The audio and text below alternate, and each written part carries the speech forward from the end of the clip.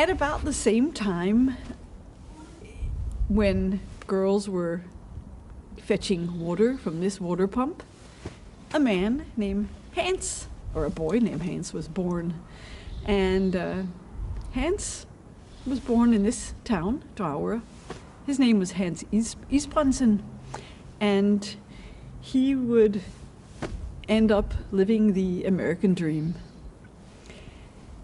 I'm going to tell you a little bit about his background and a little bit about how he came to the United States and how things came full circle for him. See, Hans was the grandson of Dragør's, what they call it, the grandfather of Dragør, because his grandfather he was the king of Dragør. His grandfather had the biggest shipping company in the town here. And he knew already from an early age, Hans, that he wanted to follow in his footsteps.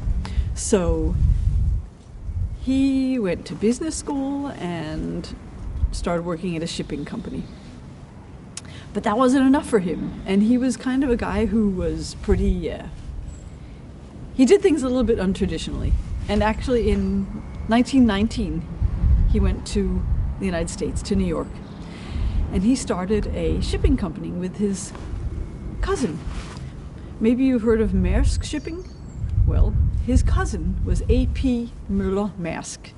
And his cousin also came from this town. And the two of them, they got together and started a shipping company. It was a success, but also because Hans was a little bit untraditional. In fact, he approached Henry Ford at the Ford Motor Company in the States and said to him, "We want to ship your car parts." And Henry Ford said, "Well, I can't even pronounce your last name, so why would I do business with you?" And Hans said, "No problem, just trust us."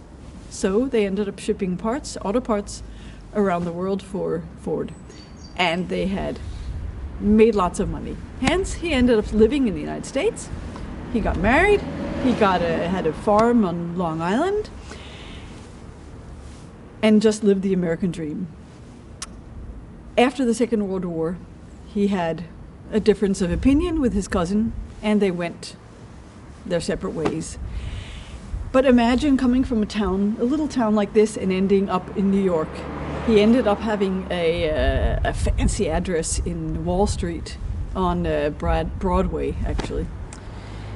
So it was quite an American dream, but he never lost his connection with Dragør. He sent money, and he's supported the local museum here, and he visited many times throughout his life.